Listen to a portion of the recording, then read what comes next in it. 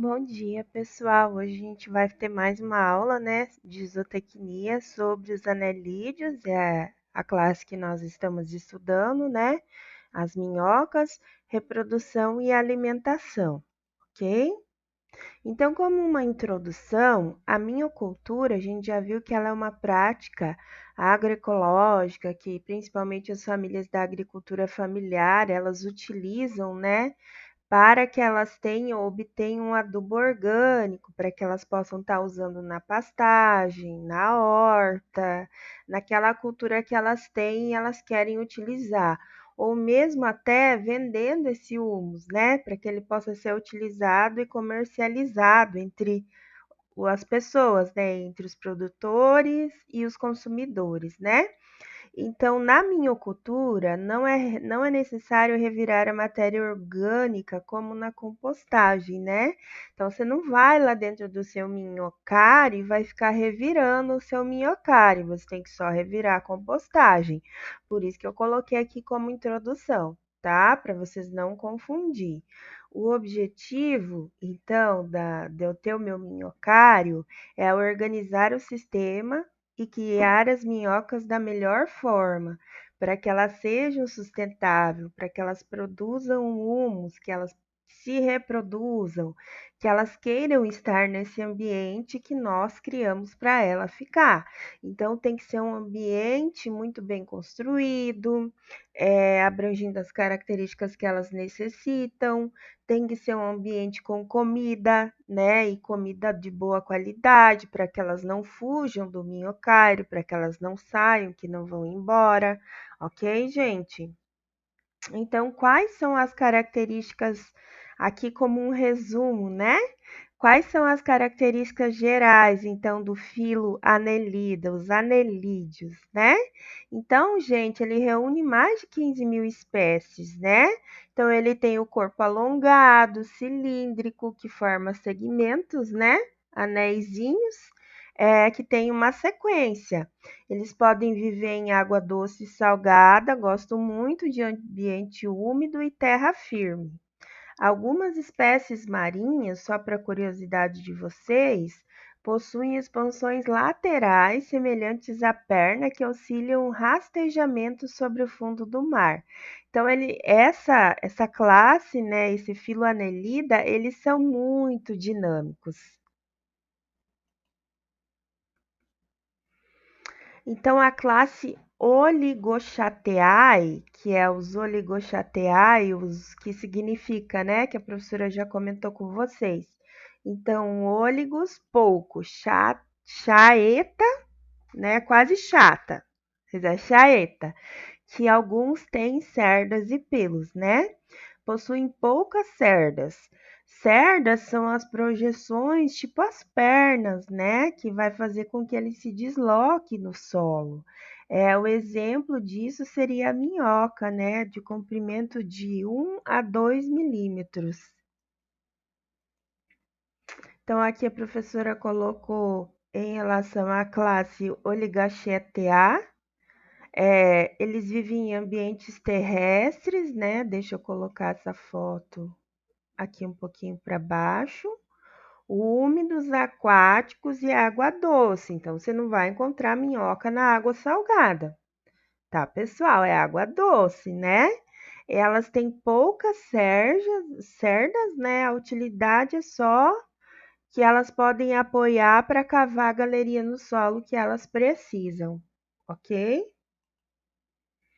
Então, qual que é a importância ecológica? Sim, seria muito legal a gente terminar essa disciplina sabendo essa importância ecológica, né? Qual que é a importância ecológica, então, de eu estar utilizando um minhocário, de eu estar fazendo uma decompostagem, né? De eu estar utilizando o resíduo do animal de produção que eu tenho na minha fazenda, né? Então, assim, além de auxiliar na decomposição da matéria orgânica, né, e servir como fertilização para o solo, forma o humus. Então, o humus que a gente pode estar utilizando, então, como fertilizante, né? Elas cavam os túneis delas, pessoal, para maior oxigenação das raízes das plantas. Então, elas acabam colaborando nessa parte estrutural da planta, tá?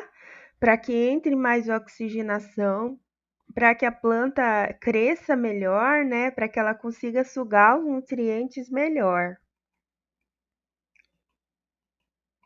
Então, agora a gente vai falar sobre anatomia e fisiologia, né, dos anelídeos. A gente já falou um pouco, mas a gente vai fazer um resumo, tá? Aqui nessa aula. Então, o corpo ele é revestido por uma cutícula fina, né, que seria a epiderme. Elas têm musculatura, né, que a professora já falou para vocês. Ela tem o corpo segmentado, então cheio de anéisinhos, né, com 14, 15, 16 metameros, né? E o segmento especial tem um segmento que se sobressai desses outros anéisinhos. Eu até vou mostrar uma figura depois para vocês localizarem bem, né? Que é o clitelo, né? Ele está ligado à reprodução, então ele faz a formação do casulo, né? Onde ocorre a fecundação dos óvulos. Então, quanto ao sistema digestório, né, da minhoca, ele é completo, né? Ele começa na boca, faringe, esôfago, papo, moela, intestino e ânus, né? Que a gente pode ver aqui na figura da minhoca, né? Então, boca, faringe, esôfago, papo, moela, intestino e ânus, né? No papo, ele é concentrada essa quantidade de alimento que ela suga, né? E a moela aqui é muito ligada ao sistema da ave, né? E a moela que faz então a digestão desse alimento e é absorvido no intestino, ok? Acho que a professora pulou um. Aqui. Aí eu coloquei aqui um esqueminha, eu não sei se vocês conseguem enxergar, mas eu acredito que sim. Então vamos lá. Então começa na boca, né? Faringe, esôfago, papo, ó o papo aí. Ao lado a moela, o intestino e o ânus, né? Então o que que vai acontecer? Ela vai sugar pela boca, vai passar na parede da faringe, né? Vai haver uma contração dos músculos da parede da faringe para que esse alimento desça, né? O movimento que ela faz é de sucção, suga, né, o alimento dela. Aí ocorre a captura do alimento, ele desce pelo esôfago, ele é armazenado no papo, como a professora falou, e a moela ela vai servir como trituração desse alimento, tá? E depois ocorre a absorção de nutrientes, né? As substâncias complexas que saíram aqui da moela, substâncias mais complexas, elas também ficam em decomposição aqui no intestino, tá? Para ocorrer a absorção do nutriente. Ok, pessoal? Quanto à alimentação, então, nós também já conversamos, né? Então, depois que eles ingerem o alimento, então esse alimento fica no papo, armazenado no papo, né? Em seguida, esse alimento será levado para a moela, onde ela vai ser quebrada em partes pequenininhas e menores, onde o intestino possa fazer essa absorção, né, de todos esses nutrientes como nós, mamíferos, como todos os outros animais, nós precisamos dessa absorção de nutriente, né? Então, o que não foi aproveitado por ela para o intestino absorver esse nutriente, será eliminado em forma de fezes, então. Quanto à alimentação, né, a vermelha da Califórnia, que a gente falou bastante, que ela é bem utilizada, ela se alimenta praticamente de qualquer resíduo, né, de origem tanto animal como vegetal, né? Mas os mais utilizados para ela, que, por exemplo, assim, produzem mais humus para ela, é o uso do esterco, né? Principalmente o esterco dos bovinos, dos ruminantes, né? Existem experimentos que mostram que elas produzem muito mais humus e se reproduzem com mais facilidade com essa opção de alimento. Então, quanto ao sistema circulatório, né, que também a gente já conversou, então lembra que ela possui o quê? Quantos corações? Ela possui 5 corações, né? Então, é um sistema circulatório fechado dentro de vasos sanguíneos, possui também no sangue a hemoglobina, né? O sistema respiratório dela é uma respiração cutânea e braquial, né?